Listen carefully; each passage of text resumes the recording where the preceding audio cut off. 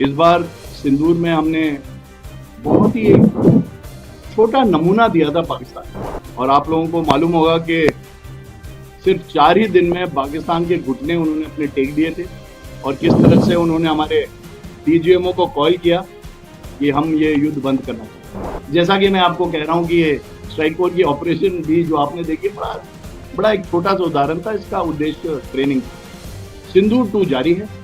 ये सिंदूर 2 की जो तैयारी है वो बहुत ज्यादा, और ये ऑपरेशन किस तरह से अनफोल्ड होगा ये आपको मैं अभी नहीं बता पाऊंगा। देखिए, जो इंडियन आर्म्ड फोर्सेस है वो राष्ट्र के एग्जीक्यूटिव के अंडर काम करते हैं। हमें एक मार्गदर्शन दिया जाता है कि आपने ऐसे करना है और इस टाइप से जो है दुश्मन को बर्बाद करना। इस बार सिंदूर में हमने बहुत ही एक छोटा नमूना दिया था पाकिस्तान को, बहुत छोटा नमूना। और आप लोगों को मालूम होगा कि सिर्फ 4 ही दिन में पाकिस्तान के घुटने उन्होंने अपने टेक दिए थे और किस तरह से उन्होंने हमारे डीजीएमओ को कॉल किया कि हम ये युद्ध बंद करना चाहते हैं। और ये बहुत ही छोटा उदाहरण था। जैसा कि मैं आपको कह रहा हूं कि ये स्ट्राइक फोर्स की ऑपरेशन भी जो आपने देखी बड़ा एक छोटा सा उदाहरण था। इसका उद्देश्य ट्रेनिंग था। सिंदूर 2 जारी है, और मैं जारी इसलिए कह रहा हूं क्योंकि हमारे सीडीएस साहब, हमारे चीफ साहब, इन सब ने मेरे ख्याल से ये विख्यात है सब आपके बीच कि सिंदूर 2 की जो तैयारी है वो बहुत ज्यादा, और ये ऑपरेशन किस तरह से अनफोल्ड होगा ये आपको मैं अभी नहीं बता पाऊंगा, क्योंकि ये इस पे निर्भर करेगा कि हम कितना नुकसान दुश्मन को पहुंचाना चाहते हैं। लेकिन ये यकीन दिलाना चाहता हूं कि किसी भी तरह का नुकसान, चाहे वो लैंड पे हो, चाहे एयर पे हो, चाहे सी पे हो, उसको अंजाम देने के लिए हम हमेशा तैयार हैं। ये आप प्लीज इस चीज को जो है आप ना ही बताएं तो ये करें। ये आप कोई एक अलग से, मेरे ख्याल से इस पर मैं टिप्पणी नहीं करना चाहता। ड्रोन की आपने बात करी, क्या अपने पास में ऐसा कोई निर्धारित कोई ड्रोन है, जैसे कि रशिया यूक्रेन वॉर के अंदर देखा गया कोऑर्डिनेट के हिसाब से चलता हो, टारगेट के ऊपर काम करता हो, क्योंकि फजा ड्रोन जो है आत्मनिर्भर भारत के तहत है और एरावत भी आया है, तो क्या कहेंगे? देखिए, ड्रोन किस तरह से चल रहा है, उसके अंदर क्या क्या इक्विपमेंट है, क्या क्या चीजें हैं, ये मैं आपको बता नहीं पाऊंगा। आप मानेंगे मेरी बात कि इतनी डिटेल में मैं आपको ये नहीं बताऊंगा कि उसके अंदर क्या है। और एआई, आर्टिफिशियल इंटेलिजेंस, भारत के हर सिस्टम में, मिलिट्री के हर सिस्टम में तकरीबन अभी अपनी अपनी जगह बना है, हर सिस्टम। क्योंकि एआई ऐसा है कि उसमें जो मैन्युअल इंटरवेंशन है वो थोड़ी कम होती जाती है। तो इसलिए जो एआई है वो मैं आपको बहुत ज्यादा इस ड्रोन के बारे में इसकी बताना नहीं चाहूंगा, लेकिन जो आप बोल रहे हैं कोऑर्डिनेट्स के ऊपर फायर होता है, अंदर जाता है, आइडेंटिफाई करता है टारगेट्स, वो सब ये ड्रोन करता है। नॉट ओनली दिस एज, ये 2 ड्रोन जिनकी आप बात कर रहे हैं, तमाम ड्रोन जो आज आप उड़ते हुए देख रहे थे, इन सब में ये काबिलियत है। सर एक चीज, हम बहुत कुछ पूछ रहे थे, आप बहुत अच्छा जवाब दे रहे हैं। कोई ऐसी चीज जो हम नहीं पूछ पाए और आप बताना चाहते? 15 मिनट में यही बोला कि जो मैं आप लोगों को बताना चाहता था। लेकिन देखिए, फोकस इसी चीज पे रखते हैं कि ये एक्सरसाइज किस तरह से हुई और ये एक्सरसाइज इतनी खास क्यों थी। इस पे फोकस अगर आप लोग करें तो बड़ा आप लोग कई लेसन यहां से लेके जाएंगे। और आप लोगों को बुलाने का हमारा मकसद ये था कि आप और आपके थ्रू इस पूरे देश को ये यकीन दिलाना कि हम किस हद तक, आप पीछे देख रहे होंगे मेरे ख्याल से आग अभी तक लगी हुई है, कि किस तरह से हम दुश्मन को बर्बाद कर सकते हैं। ये हमारा टोटल इस एक्सरसाइज का मुद्दा था। सर एक आखिरी सवाल है, आप 2 सवाल पूछ चुके हैं। ऑपरेशन के अंदर वेस्टर्न कमांड में बहुत भागीदारी निभाई है, तो पंजाब फ्लड के अंदर क्या कहना चाहेंगे? देखिए, HADR इंडियन आर्मी का एक अटूट अंग है, क्योंकि हम जितनी माहिरियत से दुश्मन को बर्बाद करते हैं उतनी ही सक्षमता से हम अपने देश में बर्बादी होने से रोकते हैं, बचाते हैं। जैसे आपने ये फ्लड देखे थे, यहाँ ये मोहाली में एक बिल्डिंग गिरी थी, उसका एक उदाहरण लेते हैं। हर एक जगह एक बड़ा अच्छा, हमारे जवान जो है छोटे महिलाओं को उठा उठा के किस तरह से छोटे बच्चों को निकाल के फ्लड से अपनी जान की परवाह न करते हुए ये करते हैं। और वेस्टर्न कमांड ही क्यों, तकरीबन पूरी भारतीय सेना HADR के ऊपर बहुत ज्यादा सक्षम है, ये कहना चाहूंगा। सवाल इकट्ठे पूछे। एक तो हमने जो रशिया यूक्रेन वॉर हो रही है उससे हमने क्या सीखा। ये वॉर थोड़ी सी अलग किस्म की थी, हमारी लड़ाई थोड़ी अलग किस्म की होती है, लेकिन जरूर एक टैक्टिकल तौर पे किस तरह से वो उनके मैकेनाइज्ड फोर्सेस, उनके ड्रोन्स इस्तेमाल होते हैं, उसको हम रोज पढ़ते हैं, उसके ऊपर रोज हम सबक सीखते हैं, लेसन लाते हैं। और काफी कुछ जो आपने आज देखा इसके अंदर उस लड़ाई से जो हमने सीख ली है उसके बारे में भी था। दूसरा, आपने ऑपरेशन सिंदूर के बारे में पूछा।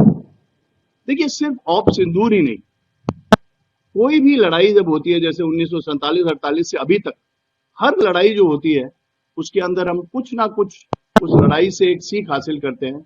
ऑपरेशन सिंदूर एक छोटा सा स्कर्मिश था जिसमें हमें पाकिस्तान को ये दिखाया कि हम किस तरह से उसके उसके जो है उसके एयर को, उसके एडी को भेज सकते हैं।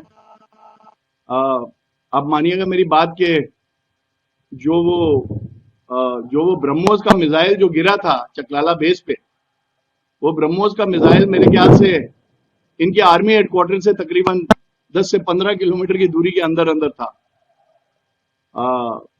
हमारी जो सक्षमता है वो पूरी है, हमारी तैयारी पूरी है, और हर तरह के छोटे स्कर्मिश में जो जहां भी दुनिया में होते हैं उससे हम एक सीख हासिल करते हैं, और जिसका के नमूना आप लोगों ने आज देखा।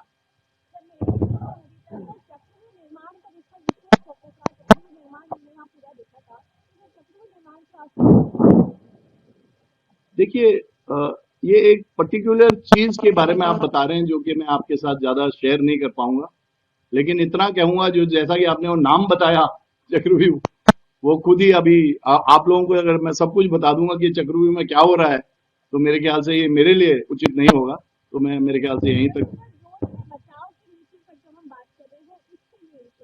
तो आप सिर्फ अगर एक काउंटर ड्रोन प्रणाली की बात कर रहे हैं तो जिसको हम काउंटर यूएस सिस्टम्स बोलते हैं, हर तरह के हमारे पास काउंटर यूएस सिस्टम, आत्मनिर्भर भारत के तौर पे हमारे कई शॉर्ट रेंज सिस्टम्स हैं, हैंड हेल्ड रोल गन्स हैं, और लॉन्ग रेंज सिस्टम्स हैं।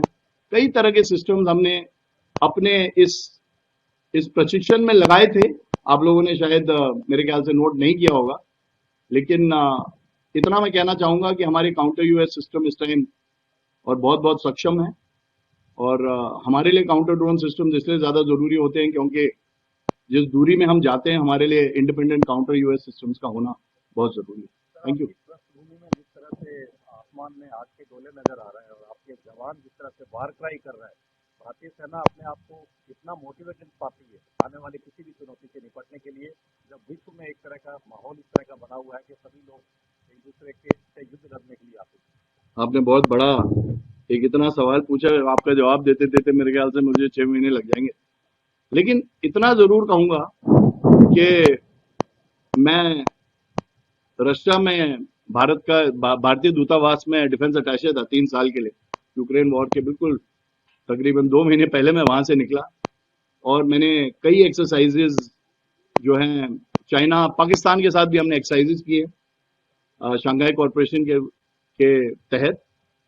मगर ये कहना चाहूंगा कि भारतीय सोल्जर इस दुनिया का सबसे माहिर, सबसे ट्रेंड सोल्जर, भारतीय सोल्जर की बराबरी मेरे ख्याल से दुनिया में कहीं नहीं की।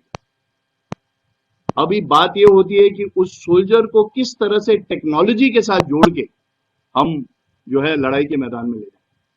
और आज जो आपने ये प्रशिक्षण देखा, मेरे ख्याल से इससे ज्यादा मैं कुछ कहना नहीं चाहूंगा कि किस तरह से और कितनी अच्छी कोऑर्डिनेशन से हम लोगों ने ये एक छोटी सी एक्सरसाइज थी, तकरीबन 1 घंटा ये एक्सरसाइज आप लोगों ने देखी, तो भारतीय सोल्जर की बराबरी का मेरे ख्याल से पूरी दुनिया में कोई सोल्जर नहीं। और ये मैं 37 साल की मेरी नौकरी है, जनरल हूँ, और ये मैं आपको यकीन दिलाना चाहता हूँ आपके माध्यम से, इंडियन आर्मी पूरे देश को यकीन दिलाना चाहता हूँ। पाकिस्तान जो है वो के अंदर नार्को टेररिज्म भी चला रहा है, क्या कहेंगे अपने पास में ये तो ड्रोन एक्टिविटी बहुत होती है तो वेस्टर्न साइड में क्या कहेंगे अपने पास ऐसा कोई सर्विलेंस सिस्टम जिससे ड्रोन को रोका जा सके? देखिए, जो बॉर्डर सर्वेलेंस है वो इस टाइम पे इंडियन आर्मी के पास में नहीं है।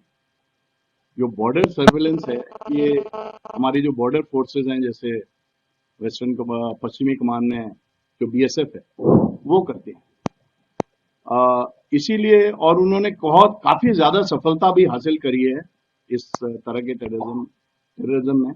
लेकिन हम जो इन ड्रोन के इंकर्जन से हम ये सीख प्राप्त करते हैं कि किस टाइप से किस टाइप से ड्रोन्स का इस्तेमाल हो रहा है, क्योंकि हमें ये पूरा यकीन है कि ये ड्रोन्स किसी कार्टेल का हिस्सा नहीं। ये ड्रोन्स एक बहुत बड़ी सोची समझी साजिश है जिसके अंदर के वो भारत के यूथ में जो है ये नार्को बनाना चाहता है। इससे ज्यादा मैं कहना नहीं चाहूंगा इसके बारे में। और पूछिए।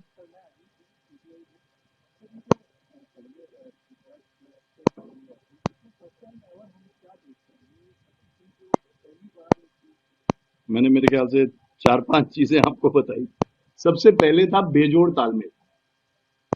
एक घंटे की एक्सरसाइज में जिसमें के एयर अटैक हेप्टर, drones, tanks, infantry, BMP, EW, ये तमाम इकट्ठे इस्तेमाल करना, मेरे ख्याल से ये एक पहल थी। ये पहली बार एक छोटी सी रेंज में हुआ है।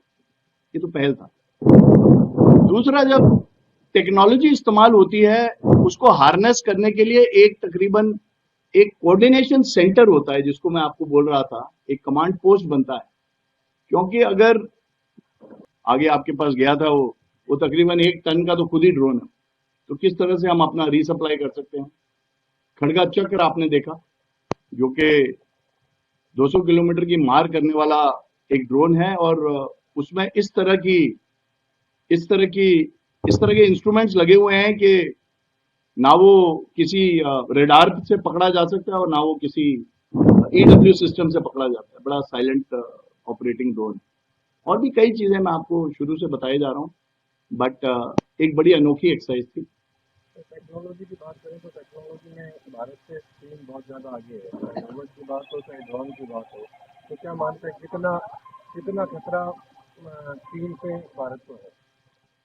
देखिए, जिस बॉर्डर की हम बात कर रहे हैं, फिलहाल आप गलत सवाल पूछ रहे हैं, क्योंकि यहाँ पे जो है चीन के साथ हमारा फिलहाल मुकाबला इस क्षेत्र में नहीं है। लेकिन शायद आप कुछ और पूछना चाह रहे हैं कि जो चीन के जो इक्विपमेंट है वो पाकिस्तान में किस तरह से आ रहे हैं। यूएस इक्विपमेंट, वेस्टर्न इक्विपमेंट काफी था, लेकिन इस समय सिर्फ उसके पास चीन ही है जो उसे ये इक्विपमेंट दे रहा है। मैं ये नहीं कह सकता कि वो कहाँ से वो इक्विपमेंट खरीदने के लिए जो है डॉलर ला रहा है। ये मैं इसके ऊपर मैं टिप्पणी नहीं करना चाहूंगा। चीन के इक्विपमेंट के बारे में बताना चाहूंगा कि चीन का इक्विपमेंट जो है वो इस समय किसी भी जंग में कहीं भी दुनिया में कहीं इस्तेमाल नहीं होता। तो अगर मैं ये कहूं कि ये वॉर टेस्टेड इक्विपमेंट नहीं है तो मेरे ख्याल से सही होगा। और हम सोल्जर हैं, हमारे सामने किसी भी कंट्री का कोई भी इक्विपमेंट अगर आ जाए और अगर हम उसे बर्बाद ना कर पाए तो फिर हमारा प्रशिक्षण कम रह जाए। तो ये कहना चाहूंगा कि हम हर तरह के इक्विपमेंट में हम पूरा स्टडी करते रहते हैं, हर तरह के इक्विपमेंट को भेजने